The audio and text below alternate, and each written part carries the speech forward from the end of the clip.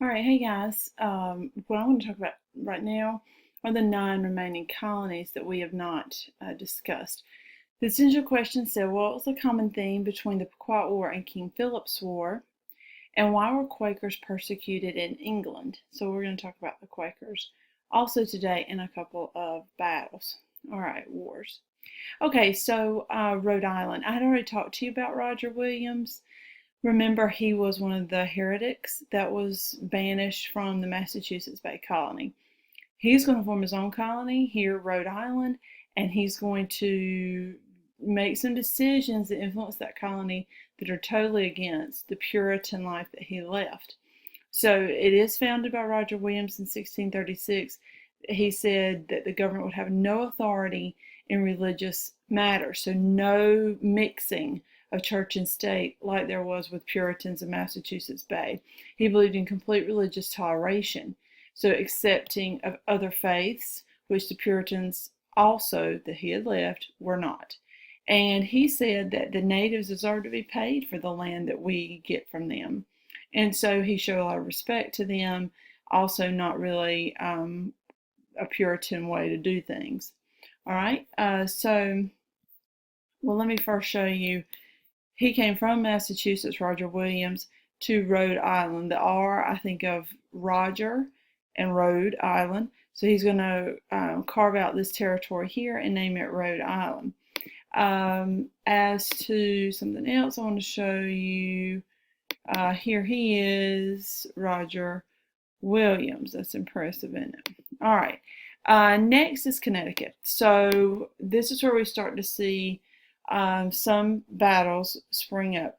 Founded by Thomas Hooker in 1635. Basically, these people are going to leave Massachusetts, and there it says they're looking to get away from some of the Puritan colonial ideals, and they wanted to find more land because they raised cattle and had run out of space. And so they were looking just to spread out to gain more territory. So they're going to create Thomas Hooker, and these folks are going to create Connecticut. Here it is. So now Roger Williams left Massachusetts and went to Rhode Island to form that. And these folks with Thomas Hooker are going to leave Massachusetts and go into Connecticut. Again, primarily to raise cattle, find more land for that. They will create the Fundamental Orders of Connecticut, which is the first written constitution of the New World. It allowed all men, not just those churched, to elect a governor and a court. In the Puritan land that they left in Massachusetts, men and landowning men and church men all had, like, church men had land usually, and were white and voted and made all the decisions. Well, here it says you didn't even have to go to church to vote, to help make decisions, to elect the governor or court. That's a big deal. So the Pequot War between the natives and the English settlers in New England, and basically all this is over land. That's a common theme, and it says it set the stage for the ultimate domination of this area by Europeans. So the Europeans are going to beat out the natives, and because of that, obviously, Europeans thrive and the natives start to move more westward. And so some pictures. This is just an artist's painting of the Pequot War. You see the Native American here with his weaponry, and then you see the difference with the colonist. So they were definitely outgunned. Okay, New Hampshire and Maine, we're just going to do really quickly. Maine originally was part of Massachusetts, and let me show you here. Here's, see, it says part of Massachusetts. It is today Maine. Here is Massachusetts today. So this is going to become Maine, and here is New Hampshire next to it. Okay, and basically it just said settled by fishers and fur traders, so it's an economic colony. It's there to create money, generate money for the colonists in the way of fishing, in the way of fur trading. And it says then Maine will be part of Massachusetts until 1820, whereupon it becomes its own place, Maine. This fishing and fur trading becomes important in the next part here. So we have King Philip's War. 40 years after the Pequot War, New England settlers and natives have a good relationship, primarily because of the fur trade. There was an economic, common sense agreement. They needed each other for the fur trade, and it worked. But in the 1670s, this is the fur trade started to decline. Not so much demand. The government, the colonial government, started thinking, we need to get these natives to do everything the way we do it. And they start trying to dominate them with laws and customs. The Plymouth colony in 1675 in Massachusetts arrests and execute 3 Wampanoag warriors for murder. And then the other Wampanoag warriors attack the town of Swansea, beginning King Philip's War. It says King Philip is not really King Philip. Let me go to the next sheet. It is actually the nickname of the Wampanoag leader, Metacomet, and his people are going to lose to the settlers in 1678. This is a big deal because it's a turning point in colonial history. It says it right here. The natives, again, start moving even more westward to get away from these colonists, basically giving up their land to these colonists. And it says English lawmakers in England begin to see that the colonists are outmanning, withstanding the natives. And so they're going to be there to stay. And they're there with all these raw materials. Why don't we take those raw materials back to England? So that becomes an issue. Okay, I don't think I had anything there. Henry Hudson, he's next, had settled this land that we know as New York. I can show you that. New York's actually considered a middle colony. Here it is. So Henry Hudson is going to settle on the Hudson River, named after him. And he'll settle the New York area for the Dutch. And he will use it for fur trading. He calls it New Netherlands, the whole territory, and the main colony there, New Amsterdam. By 1663, King Charles decides to take that land from the Dutch. So the English king decides we're going to take the Dutch, their territory here, we're going to take it away from them. So that happens. It becomes English territory, and they name it not New Amsterdam or New Netherlands. They change the name to New York. All right. New Jersey is named by King Charles's brother, James, the Duke of York. And it says many Puritans moved to this area because there was more religious freedom.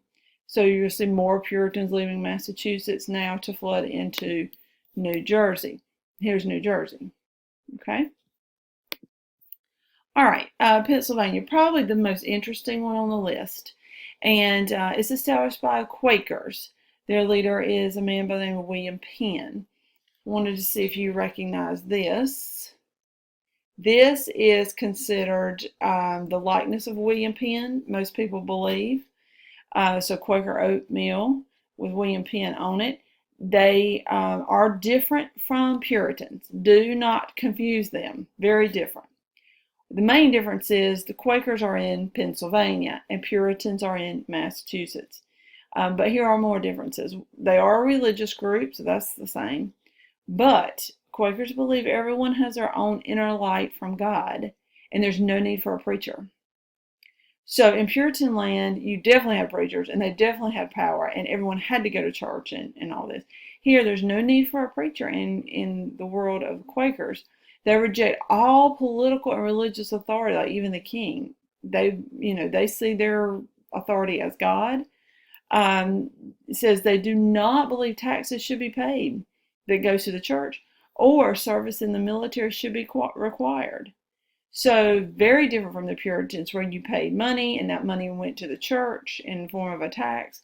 They do not believe in that. They are pacifists. They oppose war, which is why they oppose any kind of military service, going into the military. They had been persecuted in England, and I have a question here, why? Well, if you look back at this one, it should be obvious. I kind of stated it. They are going to totally disagree with having a king. So, of course, the king and the authority there in England is not going to want these Quakers to stay around, which is why they leave and come to the New World. They believe in the Holy Experiment, which is Pennsylvania would offer complete political and religious freedom. They believe that natives should be treated fairly. Now, they agree with Roger Williams. The capital of their colony is going to be known as Philadelphia, the city of brotherly love. And it says anyone could vote who owned 50 acres of land. And then Penn bought additional land, and he's going to call it Delaware. Here's Delaware, right here. So here's Pennsylvania, here's Delaware. That's what Penn bought both of them. William Penn, okay. Another set of pictures, sort of kind of what I've just showed you. Here's William Penn, statue to him in Philadelphia, a likeness of him in a drawing, and what I just showed you with the Quaker Oats. Here's another one, City of Brotherly Love. This is a modern present day picture, this love statue here in Philadelphia. All right, next, North Carolina. So North and South Carolina were formed as Carolina, 1663, separated in 1712. North Carolina, small population. Most of these people are yeomen, poor tobacco farmers. Many had originated in Virginia and moved down. Because of North Carolina's rocky coastline and the Outer Banks and just the way it was more difficult for folks to come in and settle from the ocean I'm talking about. So the coastline was just jagged and there were issues there. So it grew kind of slowly in population. Their main export is going to be tobacco and some naval supplies. All right, so South Carolina, again, separated from North Carolina, is perfect for growing sugarcane. And I want to show you that sugarcane, very labor intensive, like more so than even tobacco. So that's important because you need to know later on that's going to cause a need in their mind for more slaves. All right, so difficult to grow, maintain. Charlestown becomes their major settlement. It would later be one of colonial America's largest cities. I wanted to show you this, if I can get it up there. So I've been to Charlestown. This is a famous area called Rainbow Row in Charleston, more of a likeness of the Civil War era, but right there on the water. So Charlestown is going to become a port city, one of the few in the South. Why was its location help its growth? Because it was right there on the ocean. All right, and then we have Georgia, settled by James Oglethorpe in 1733, where the poor from England or anywhere in Europe could go and start over. So Georgia is a do-over state, so you get a second chance there. So you're going to have some criminals there. You're going to have people that have been hit Skid Row, and they're going to go there to start over. It's a buffer between South Carolina and Spanish Florida, because remember that at this time the Spanish owned Florida. Becomes a royal colony in 1751. I do have a picture of, here's Charlestown. I'm going to show you that. This is right outside Charleston, Charlestown Landing, 1670. And here's James Oglethorpe, Georgia. Statue of him. He actually founded the city of Augusta. If you know anything about golf, that's where the Masters is held every year. So, in conclusion, by 1770, England's colonies in North America were home to roughly 2.5 million people. I mean, to me, that's a lot of people in this very small area. So this entire region here, 2.5 million, I think that's a lot for that time. It says the English government had given leeway with self-government and kind of allow the colonists to kind of do their own thing, just like we're talking about even with the Quakers, where political freedom and all that. And the colonists start running things themselves and start thinking, hey, we got this, we can do it. This will lead to other issues later. All right, so going back to the central questions, common theme between the Pequot War and King Philip's War, both of them had to do with Native Americans and land.